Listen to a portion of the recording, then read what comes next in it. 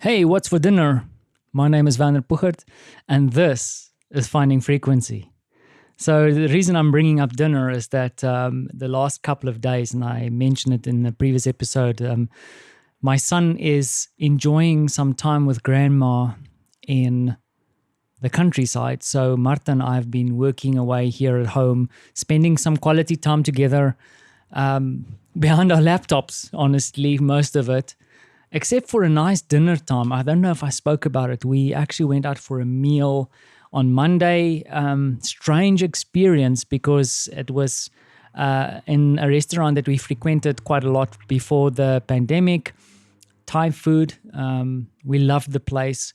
And we went through there to have a meal.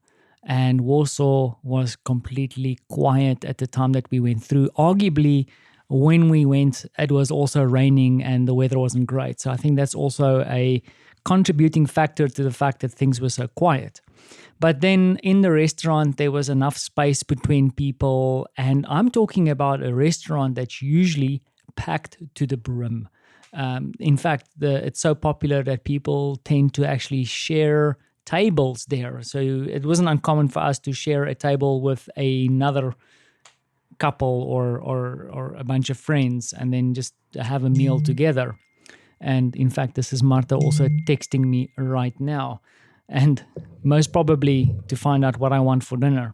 So the interesting thing that I wanted to share about that meal experience is that we both observed or kind of noticed that the food that we were receiving at that point was really, really delicious. In fact, when I think about the salad that I ate and the flavors that came through, my mouth's still watering. And we were kind of thinking about it and saying, is it because of the pandemic that there is less clientele, there's less pressure on the kitchen? There's just more time to prepare the food and focus on making the food taste better and smell better, of course. But then we also said, perhaps it's also because we've been locked up in our apartment for so long that we are appreciating this food in a whole different way. But who knows? Who knows what the real truth is? I can just observe and say that the food was really delicious and it was good to actually go out and have a meal in an environment that felt safe. Now, since then, every evening, and this is now when I'm recording this is Thursday. We're heading into Independence Day for my American friends, right? In July the 4th. But so we have actually been taking or getting takeaways every evening because our son is not here. We can be a bit naughty about what we eat in the evening. So we've had kebab, a staple in Europe, kebab, and then we had pizza. And now I just got a text message. As I started recording this episode, my wife has snuck off to some kind of new takeaway in our neighborhood, and she is purchasing falafel. So this is what I'm going to be eating tonight. So we've had these mini adventures along the way as we were spending our time here behind our laptops, making things interesting for ourselves. So that is my little comment on the extraordinary for the week. And yeah, so we are in a way wrapping up the week. I still have a working day tomorrow, but Marta aims to go out to the countryside to join grandma to go see how our little son's doing. And I miss him dearly. We had a phone call, I think a day or two ago with him. I mean, of course, we check in every day and, well, with Marta every hour. But for the first time, he insisted speaking to us on the phone. And then also what made me feel extra proud and happy and why I'm in such a good mood is that he also specifically wanted to speak to me.